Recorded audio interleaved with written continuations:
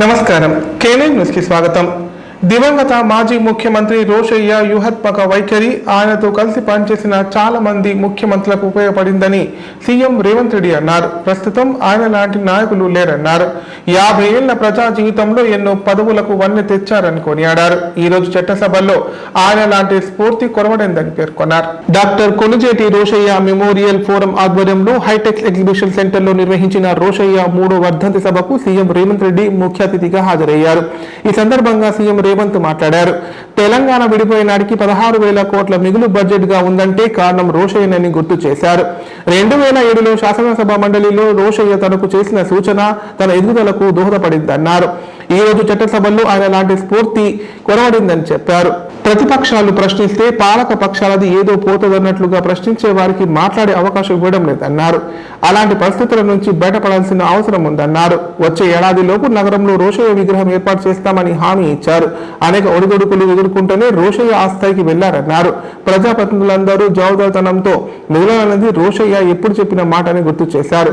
శ్రీనివాస్ గారు, అదేవిధంగా గణేష్, మాజీ శాసనసభ్యులు నిజామాబాద్ గారు, చాలామంది మిత్రులు, చాలా సంవత్సరాలైంది వాళ్ళందరినీ కలవక.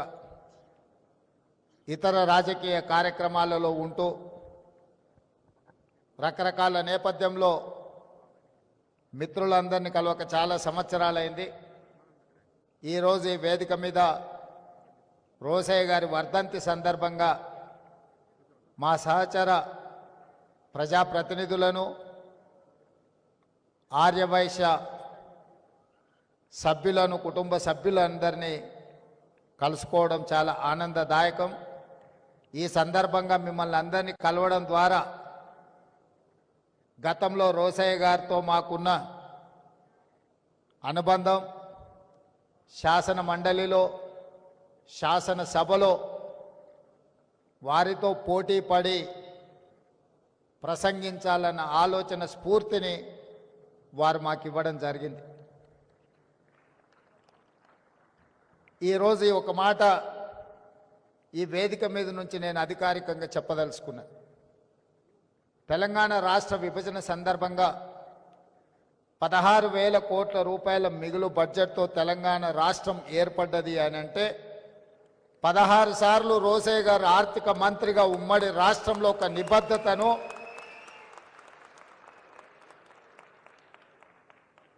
ఆర్థిక పరంగా ఒక క్రమశిక్షణను వారు పాటించారు. కాబట్టే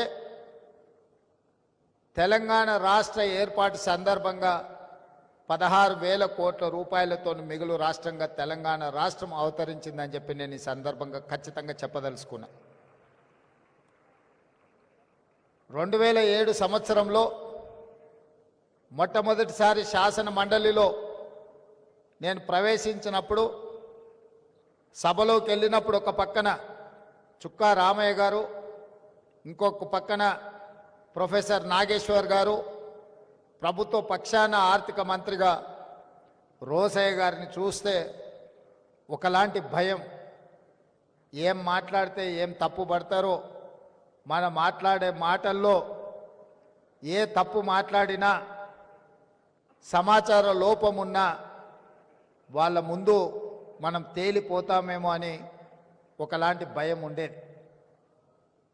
అక్కడి నుండి సాగునీటి పారుదల శాఖకు సంబంధించిన అంశాల మీద రాజీవ్ ఆరోగ్యశ్రీ ప్రవేశపెట్టినప్పుడు, ఆ అంశాల మీద విశ్లేషణ చేసినప్పుడు మొట్టమొదటిసారి రోషయ్య గారు ఆర్థిక మంత్రిగా నన్ను తన చేంబర్లోకి పిలిపించుకొని, ఎక్కడ చదువుకున్నావయ్యా నువ్వు, బాగానే మాట్లాడుతున్నావు, కాకపోతే లైబ్రరీకి వెళ్ళి ఇంకా లోతుగా నువ్వు నేర్చుకోవాల్సిన అవసరం ఉంది. ఈ శాసనసభ ప్రొసీడింగ్స్ గురించి, ప్రొసీజర్స్ మీద, ప్రాక్టీసెస్ మీద అవగాహన తెచ్చుకుంటే సభలో అద్భుతంగా రాణించగలవు, నీకు మంచి భవిష్యత్తు ఉంటుంది, చదువుకొని సభలో మాట్లాడమని చెప్పి పెద్దలు రోషయ్య గారు 2007లో నాకు సూచన చేశారు. వారు ఇచ్చిన సూచనను ఆనాడు నేను ప్రతిపక్షంలో ఉన్నా. రోషయ్య గారు ప్రతిపక్ష శాసన మండలి సభ్యుడు అని చూడకుండా ఉమ్మడి రాష్ట్రానికి చదువుకున్న ప్రజా హైదరాబాద్ నగర సుందరీకరణ పచ్చదనం పెంపొందించి ఆహ్లాదకరమైన వాతావరణంలో ఏర్పాటు చేయాలనే లక్ష్యంలో భాగంగా పలు అభివృద్ధి పనులను ముఖ్యమంత్రి రేవంత్ రెడ్డి ప్రారంభించారు. కోట్ల విజయభాస్కర్ రెడ్డి బొటానికల్ గార్డెన్ ను సరికొత్త హంగులతో అభివృద్ధి చేసిన ఎకో టూరిజం, వృక్షక్షేత్రం, వర్చువల్ వైల్డ్ లైఫ్ మోడల్ సఫారీలను సీఎం రేవంత్ ప్రారంభించారు. ప్రజాపాలన ప్రజా విజయోత్సవాల్లో భాగంగా తెలంగాణ అటవీ అభివృద్ధి సంస్థ ఆధ్వర్యంలో ఎస్కేవీబీఆర్ బొటానికల్ గార్డెన్ లో జరిగిన కార్యక్రమంలో పాల్గొన్న CM Revanth Kothagudem, Palvancha, Sathupalli divisional manager office complex లను వర్చువల్ గా ప్రారంభించారు. ఫారెస్ట్ ఎకో టూరిజం అభివృద్ధి కార్యాలయానికి శంకుస్థాపన చేశారు. గార్డెన్ లో 75 వనాలతో కొత్తగా రూపొందిస్తున్న వృక్ష పరిచయ క్షేత్రాన్ని, కొత్తగా ఏర్పాటు చేసిన వర్చువల్ వైల్డ్ లైఫ్ మోడల్ సఫారీని ప్రారంభించారు.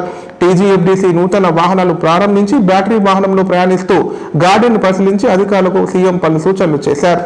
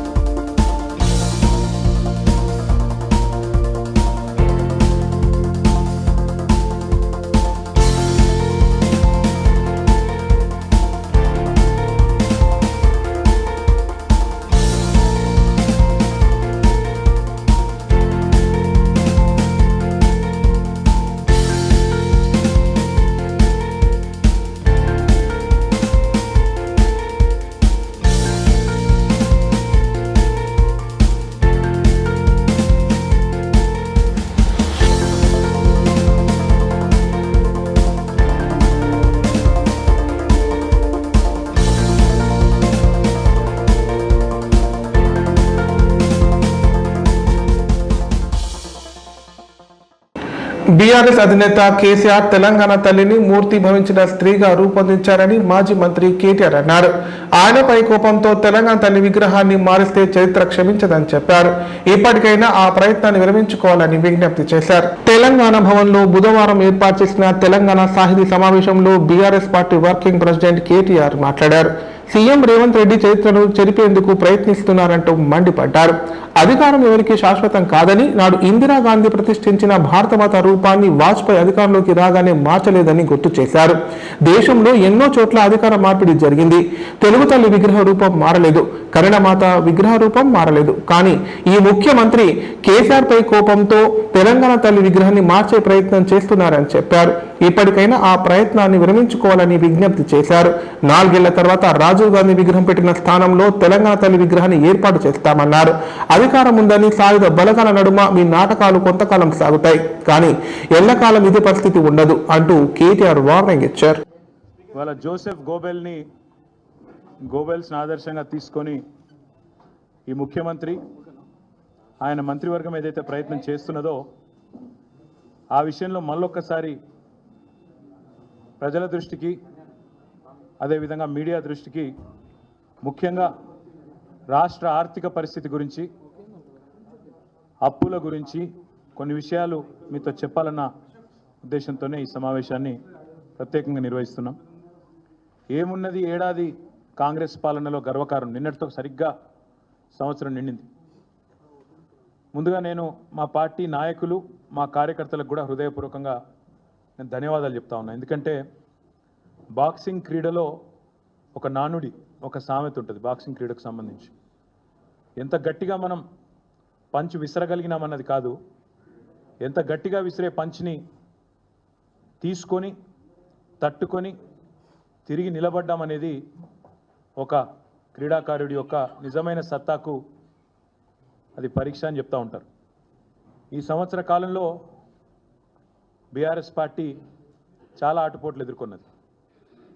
అసెంబ్లీ ఎన్నికల్లో స్వల్ప తేడాతో ఓటమి పాలైన, ఆ తర్వాత కేసీఆర్ గారికి శారీరకంగా గాయం పాలై వారు కూడా దాదాపు 3 నెలల పాటు ఇబ్బంది పడ్డా, ఆ తర్వాత మా నాయకురాలు కవిత గారిని అరెస్టు చేసి 5.5 నెలలు జైల్లో పెట్టినా, తర్వాత పార్లమెంట్ ఎన్నికల్లో మరి ఊహించని ఓటమి పాలైనా, అదే మాదిరిగా మా పార్టీ బ్యానర్ మీద గెలిచిన, మా పార్టీ జెండా మీద గెలిచిన 10 మంది ఎమ్మెల్యేలు కాంగ్రెస్ పార్టీలో చేరి వారిని గెలిపించిన ప్రజలకు ద్రోహం చేసిన, ఇవన్నీ కూడా తట్టుకొని ఎన్నో విషమ పరీక్షలు మా మీద కేసులు పెట్టినా, మమ్మల్ని ఇబ్బంది పెట్టే ప్రయత్నం చేసిన, అడుగడుగున అవమానాలు వేధించే ప్రయత్నం చేసిన, ఇవాళ సంవత్సరం తర్వాత తిరిగి మళ్ళీ ఒకవైపు గురుకుల బాట పట్టినా, మరొక వైపు లగచర్లలో గిరిజన రైతుల పక్షాన నిలబడ్డా, అదేవిధంగా రాష్ట్రంలోని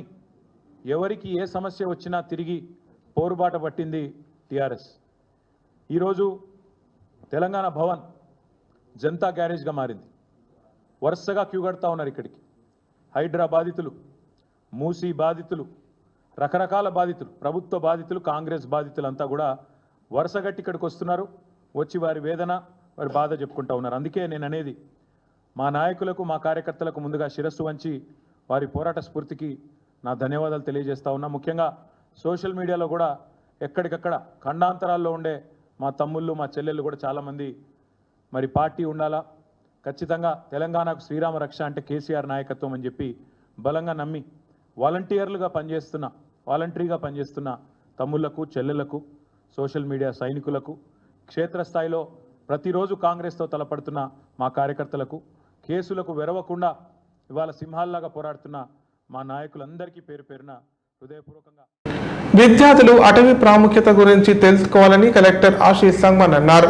ప్రతి ఒక్కరూ మొక్కలు నాటి వాటిని సంరక్షించాలన్నారు. భవిష్యత్ తరాల వారికి అటవీ సంపదను అందించేందుకు ప్రభుత్వం అనేక చర్యలు తీసుకుంటోందని పేర్కొన్నారు. ప్రజాపాలన, ప్రజా విజయోత్సవాలలో భాగంగా ప్రపంచ వన్యప్రాణి దినోత్సవం సందర్భంగా జిల్లా అటవీ అధికారిని నిఖిత ఆధ్వర్యంలో మాచారెడ్డి రిజర్వ్ ఫారెస్ట్ చుక్కాపూర్లో వనదర్శిని కార్యక్రమం ఏర్పాటు చేశారు. ఈ కార్యక్రమంలో జిల్లా కలెక్టర్ ఆశీష్ సంగ్మాన్ పాల్గొని ప్రసంగించారు. అటవీ ప్రాముఖ్యత గురించి విద్యార్థి దశ నుండే తెలుసుకోవడంతో పాటు ప్రతి విద్యార్థి ఒక మొక్కను నాటి సంరక్షించుకోవాలని తెలిపారు. ప్రత్యేకంగా నేర్చుకున్న విషయాలను తోటి విద్యార్థులను వివరించాలని చెప్పారు. పర్యావరణ సమతుల్యం కాపాడడానికి అడవుల పెంపకం అవసరమని తెలిపారు. విద్యార్థులకు అడవుల ప్రాముఖ్యత, సంపద వంటి అంశాలపై వివరించాలని కలెక్టర్ పేర్కొన్నారు. అనంతరం వ్యాస రచన, పెయింటింగ్ పోటీల్లో గెలుపొందిన విజేతలకు కలెక్టర్ ప్రశంసా పత్రాలు, బహుమతులు అందజేశారు. ఇచ్చినారు. ప్రతి చదువుకుంటున్నాం. అది 5th class 6th class snakes గురించి కూడా ఉన్నది మనకి. అదే ఈ ఇందాక చెప్పినారు. పోతే 6th క్లాస్ లో ఇంగ్లీష్ లెసన్ గాని Forest Department takes up reforestation activities, like as you said, planting trees. Pluto is not a planet anymore. Okay, so and Sun is the star in our universe. And mana galaxy peru enti? Milky Way. How many stars are there in Milky Way? Infinity. No. I think I am also not sure. 1 lakh stars unnai. So out of these 1 lakh stars, only life is there in our universe. ఒకటే planet లో life ఉంది.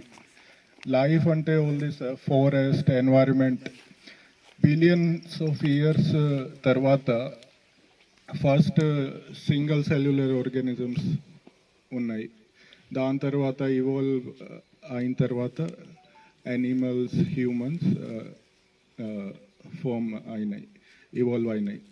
So in the entire galaxy only earth is where the life is, and life lo plants, forests and animals chala important role play chestunnai. So chala environment only Nizamabad జిల్లా చెందూర్ మండలం Ghanpur reserve ఫారెస్టులో ప్రజాపాలన విజయోత్సవాల్లో భాగంగా వనదర్శిని కార్యక్రమం ఘనంగా నిర్వహించారు. 150 మంది victory school విద్యార్థులకు ప్రపంచ వన్యప్రాణుల సంరక్షణ దినోత్సవంపై అవగాహన కల్పించారు. విద్యార్థులతో అడవిలో తిరుగుతూ పలు రకాల చెట్ల గురించి, వన్యప్రాణులను ఎలా కాపాడుకోవాలో ఫారెస్ట్ రేంజ్ ఆఫీసర్ గంగాధర్ వివరించారు. ఈ కార్యక్రమంలో విద్యార్థులు, అటవీ బీట్ సెక్షన్ అధికారులు తదితరులు పాల్గొన్నారు.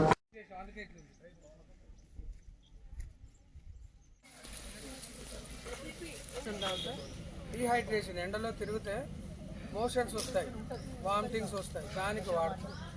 Very valuable to our human being, but nobody is not care.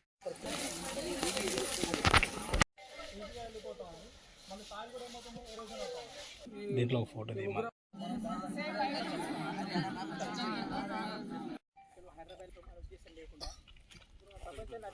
కొన్ని అనుమతులు ఉంటాయి అన్నమాట. మనుషులు ఇంటర్ఫీర్ అయినాకైనా, పశువులు మేపడానికైనా అనుమతులు ఉంటాయి. అది ఫారెస్ట్ ఉందనుకోండి, ఈ ఫారెస్ట్ బౌండరీ ఫిక్స్ చేసి ఉంటుంది. పాలన విజయోత్సవాల సందర్భంగా వనదర్శిని అని విక్టరీ స్కూల్ వాళ్ళకి పిల్లలకి 120 నుంచి 150 మంది పిల్లలు, 5-6 టీచర్లను తీసుకొచ్చి గన్పూర్ అనే రిజర్వ్ ఫారెస్ట్లో ఏమేమి జంతువులు ఉంటాయి, ఫారెస్ట్ డిపార్ట్మెంట్ పరంగా ఏమేమి పనులు చేస్తామని వాళ్ళకి అవగాహన కల్పించడం జరిగింది. మళ్ళీ చూపించడం జరిగింది, చెట్ల ప్రాముఖ్యత చూపించడం జరిగింది. మేము లోపల వన్యప్రాణుల కోసం ఈ wild conservation day, wild life conservation day సందర్భంగా పిల్లలకి అవగాహన కోసం అవి ఏం తింటాయి, ఎలా ఉంటాయి, ఎక్కడెక్కడ ఉంటాయి, అవి ఇంటర్ డిపెండెన్స్ ఎలా అవుతాయని వాళ్ళకి అవగాహన కల్పించడం జరిగింది. అలాగే ప్రతి చెట్లను ఏ లీఫ్ ఏ ఇంపార్టెన్స్ ఉంటుంది, అవి ఎట్లా మనకు ఉపయోగపడతాయని చూపించడం జరిగింది. అడవినంతా కలిగి తిరిగించి grass to top level tree వరకు ఏ రకంగా మనకు అడవి అనేది సహకరిస్తుంది అనేది, ఈ పర్యావరణాన్ని ఏ రకంగా కాపాడుతుంది, అడవుల్లో ఉన్న జంతువులు మనకి ఏ రకంగా సహాయం చేస్తున్నాయి అడవి పెరగడానికని అవగాహన కల్పించడం జరిగిందండి. టీచర్స్కి విక్టరీ వాళ్ళు టీచర్స్ కూడా వెంబడొచ్చి వాళ్ళు కూడా షేర్ చేసుకోవడం జరిగింది. ఈ అవకాశం thank you. World wild life conservation day December 4 సందర్భంగా ఫారెస్ట్ డిపార్ట్మెంట్ వాళ్ళు పిల్లలకి అవగాహన కార్యక్రమం కల్పించి అడవిలోకి తీసుకొచ్చి వృక్ష సంపద, జంతు సంపద గురించి మనం ఎట్లా సంరక్షించుకోవాలి, వాటి వల్ల మన లాభం ఏంటి, నా భవితరాలకు మనం ఏమి ఇవ్వగలుగుతున్నాము, ఇంతవరకు ఎంత నష్టపోయాము, ఫారెస్ట్ కవర్ ఎంత ఉంటే మన మనుగడకు బాగుంటుందని ప్రతి ఒక్క విషయం కూలంకషంగా చెప్పారు. విద్యార్థులు కూడా ప్రకృతితో మమేకమై చాలా సంతోషంగా ఉన్నారు. మా పిల్లలకి ఇంత మంచి అవకాశం ఇచ్చినటువంటి ఫారెస్ట్ డిపార్ట్మెంట్ వాళ్ళకి మేము కృతజ్ఞతలు తెలియజేస్తున్నాం. నేను విక్టరీ హై స్కూల్ చందూరులో చదువుతున్నాను, 10వ తరగతి. నేను ఫారెస్ట్ డిపార్ట్మెంట్ వారికి మరియు మా ప్రిన్సిపల్ సార్ గారికి చాలా ధన్యవాదములు తెలుపుతున్నాను. ఎందుకంటే మాకు ఇంత మంచి వాతావరణాన్ని చూపించినందుకు చాలా ఆనందంగా ఉన్నాను. ఇక్కడ మేము కొత్తగా చాలా రకాల చెట్లు చూసాము. టేక్ చెట్లు, రేలు చెట్లు, మళ్ళీ నీలగిరి చెట్లు, చాలా రకాల చెట్లను చూసాము. మేము చాలా గొప్ప ఎక్స్పీరియన్స్ని పొందాం ఇక్కడ. మా పుస్తకాల్లో నుంచి కాకుండా నిజంగా మేము మంచి జ్ఞానాన్ని సంపాదించాము ఇక్కడ నుంచి. ప్రతి ఫారెస్ట్ డిపార్ట్మెంట్ ఆఫీసర్స్కి ఈ ప్రోగ్రాం పెట్టిన గవర్నమెంట్కి మేము కృతజ్ఞతలై ఉంటాము. చాలా ఆనందంగా మరియు చాలా నేర్చుకున్నాము ఈ ప్రోగ్రాం నుంచి. మమ్మల్ని ఇంత ప్రోత్సహించి తీసుకొని వచ్చిన మా స్కూల్ మేనేజ్మెంట్కి ఫారెస్ట్. ఇప్పుడు ప్రకటనలు. గ్యాస్ట్రిక్ మరియు లివర్ సమస్యలతో బాధపడుతున్న వారు ఇప్పటి నుండి హైదరాబాద్ గాని నిజామాబాద్ గాని వెళ్లవలసిన అవసరం లేదు. మరియు అప్పుడప్పుడు వచ్చే డాక్టర్ల కోసం ఎదురు చూసే అవసరం కూడా లేదు. ఎందుకంటే ప్రతిరోజు 24/7 మన కామారెడ్డిలోనే అన్ని అత్యాధునిక సౌకర్యాలతో, అడ్వాన్స్డ్ టెక్నాలజీతో మొట్టమొదటి ఏకైక వేద gastro liver care hospital Dharamshala వెనకాల జనని హాస్పిటల్ ప్రక్కన ప్రారంభించి వైద్య సేవలు అందిస్తున్నారు. ఈ హాస్పిటల్లో హైదరాబాద్ కార్పొరేట్ హాస్పిటల్లో చేసేటటువంటి గ్యాస్ట్రో మరియు లివర్ కు సంబంధించిన అన్ని రకాల చికిత్సలు చేయబడును. మరియు ప్రతిరోజు ఎండోస్కోపీ, కొలనోస్కోపీ ద్వారా పరీక్షించి సలహాలు మరియు చికిత్సలు చేయబడును. కడుపులో పుండు వంటి సమస్యలకు నాణ్యమైన చికిత్సలు అందించబడును.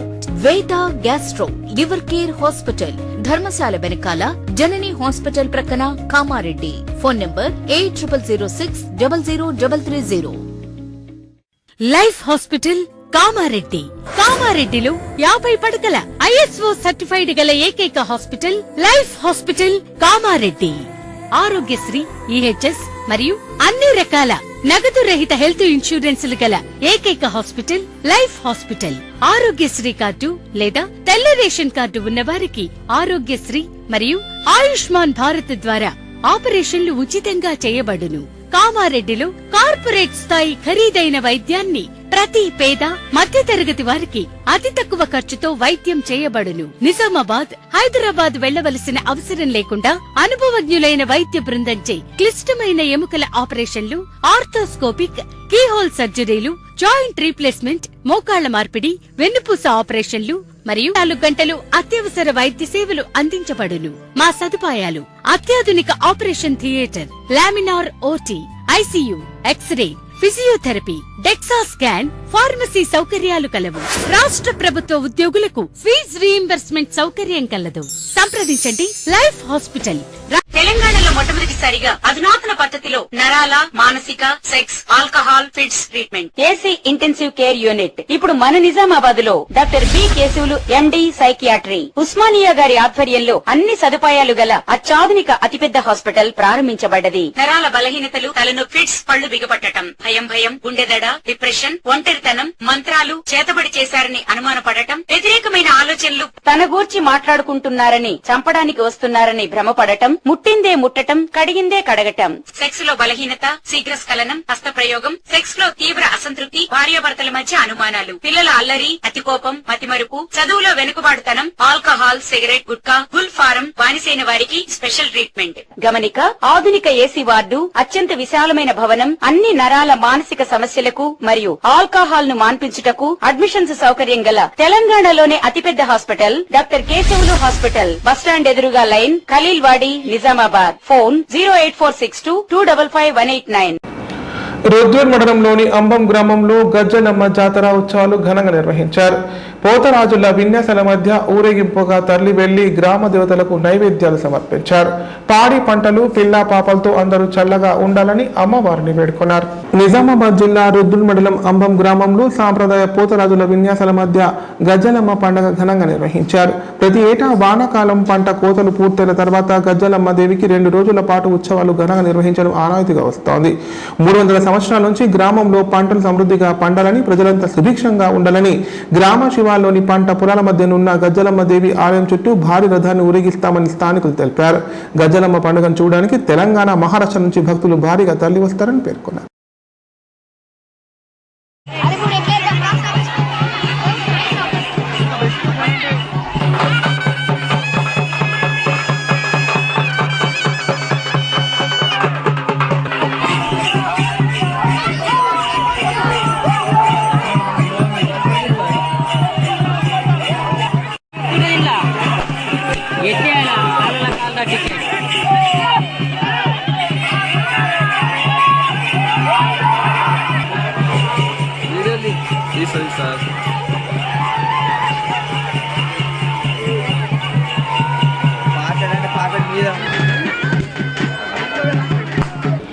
ఇస్కాన్ సంస్థ బంగ్లాదేశ్లోని నిరుపేదల కడుపు నింపుతోందని హిందూ ఐక్య వేదిక ప్రతినిధులు అన్నారు. దీనిని ద్రోహంగా పరిగణించి వారిని అరెస్ట్ చేసి జైల్లో పెట్టారని ఆరోపించారు. భారత ప్రభుత్వం వెంటనే స్పందించి వారి విడుదలకు కృషి చేయాలని పేర్కొన్నారు. బంగ్లాదేశ్ లో హిందువులపై జరిగిన దాడిని నిరసిస్తూ కామారెడ్డి పట్టణంలో హిందూ ఐక్య వేదిక ఆధ్వర్యంలో భారీ ర్యాలీ నిర్వహించారు.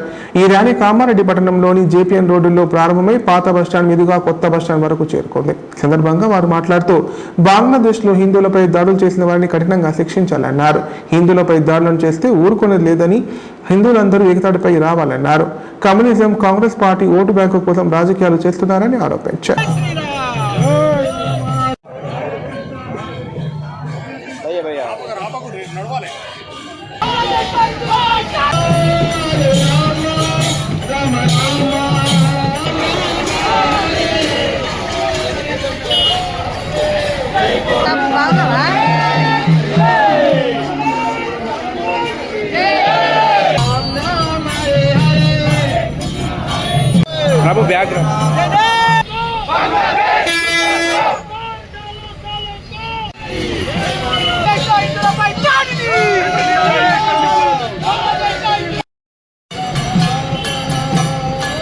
ఉన్నటువంటి 1,30,00,000 పైచులకు హిందువుల పైన జరుగుతున్న అకృత్యాలను, దాడులను ఖండించడానికి భారతదేశంలోనే కాదు విశ్వంలో ఉన్న హిందువులంతా ఏకతాపైకి వచ్చి మీకు మేమున్నాం, మీకోసం ఎంత దాకైనా పోరాడతామని ఈరోజు గ్రామ గ్రామాన, పట్టణాన, జిల్లా కేంద్రాల్లో, మండల కేంద్రాల్లో, అలాగే రాజధానిలో హిందూ ఐక్యవేదికలుగా ఏర్పడి ఈరోజు బంగ్లాదేశ్ హిందువులకి సంఘీభావనగా, అలాగే వారిని రక్షించుకునే ఒక మొదలు వృద్ధుల వరకు మహిళలు ప్రతి ఒక్కరూ అందరూ ఏకమై ఇంత మహాధర్నాగా, మహాజ్వాలగా ఏర్పడి మహా ర్యాలీగా అందరూ ముందుకు కదిలారు.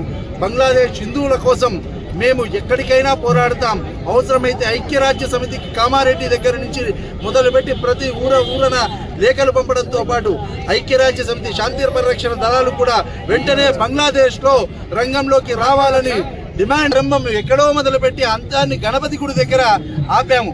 అంటే గణపతి దగ్గర ఆపాము అంటే ఇది ఆరంభం మాత్రమే, ఇక్కడికి ఆగిపోలేదు. ఈ రోజుతో ఆరంభమైంది. యావత్ విశ్వంలో ఉన్నటువంటి హిందీ వ్యతిరేక శక్తులారా ఖబర్దార్, హిందుత్వం ఈరోజు ప్రజ్వరిల్లుస్తుంది. ఖచ్చితంగా మా పైన దాడులు జరిగితే వ్యతిరేకించడమే కాదు, వెంటాడి తరుముతాం, పోట్లాడుతాం. మిమ్మలను ఆఖరి నిమిషం వరకు మీ వెంటబడి చంపేంత వరకు కూడా హిందుత్వం నిద్రపోదు అని ప్రతి ఒక్కరు నారసింహ గర్జన చేస్తూ హిందువులు ఈరోజు కమ్యూనిజం, మిగతా ఉన్నటువంటి యొక్క కాంగ్రెస్ కుటిల రాజకీయం ద్వారా, ఓటు బ్యాంకు రాజకీయం ద్వారా ఈ దేశ వ్యవస్థను చిన్నభిన్నం చేసి ఒక ఓటు బ్యాంక్ రాజకీయం చేస్తుంది. ఖబర్దార్ కాంగ్రెస్ వాదులారా, ఈరోజు అయోధ్య రామాలయం నిర్మాణం చేస్తే దాన్ని బహిష్కరిస్తున్నారు. హిందువులకు బంగ్లాదేశ్ లో దాడులు జరిగితే దాన్ని ఖండించారు. దుర్మార్గులారా, ఇక ఈ యొక్క జాతి ఐక్యత అవుతుంది. హిందూగా ఉండి సనాతన ధర్మాన్ని రక్షించమని కోరుతా ఉన్నాం. ప్రతి ఒక్క ఏదైతే మతాలను గౌరవించే సంస్కృతి హిందూ సంస్కృతి, కానీ మీరు విడగొడతా ఉన్నారు. ఈరోజు హత్యలు జరుగుతుంటే, కోట్లాది మంది హిందువులను అన్యాయం చేస్తుంటే దాన్ని బేఖాతరు చేయనటువంటి పార్టీలకు పుట్టగతులు లేకుండా చేయాలని ఈ సందర్భంగా తెలియజేస్తున్నాం. కామారెడ్డిలో ఈ యొక్క హిందూ వేదిక ద్వారా ఇంత పెద్ద ఎత్తున ర్యాలీలు. గుర్తు తెలియని వాహనం చిరుతను ఢీకొన్న ఘటన కామారెడ్డి జిల్లా సదాశివనగర్ మండలంలోని 44వ జాతీయ రహదారిపై జరిగింది. తీవ్ర గాయాలు కావడంతో కొద్దిసేపు చిరుత రోడ్డుపైనే కదలకుండా కూర్చుండిపోయింది. దీంతో ఆ దారి వెంట వెళ్లే ప్రయాణికులు చిరుతను చూసి భయాందోళనకు గురయ్యారు. నేషనల్ హైవేపై చిరుత కనిపించడంతో ప్రయాణికులు ఒక్కసారిగా షాక్ కు గురయ్యారు. కామారెడ్డి జిల్లా సదాశివనగర్ మండలం చంద్రాయన్పల్లి, దగ్గి గ్రామాల మధ్య 44వ జాతీయ రహదారిపై ఓ చిరుత కనబడింది. గుర్తు తెలియని వాహనం ఢీకొనడంతో తీవ్ర గాయాల పాలైన చిరుత కాసేపు రోడ్డుపైనే కూర్చుండిపోయింది. కొద్దిసేపటి తర్వాత అది పక్కనే ఉన్న అడవిలోకి వెళ్లిపోయింది. కాగా నడి రోడ్డు మీద చిరుతను చూసిన ప్రయాణికులు, వాహనదారులు భయాందోళనకు గురయ్యారు. సమాచారం అందుకున్న అటవీ శాఖ అధికారులు ఘటనా స్థలానికి చేరుకొని చిరుత కోసం గాలింపు చర్యలు చేపట్టారు.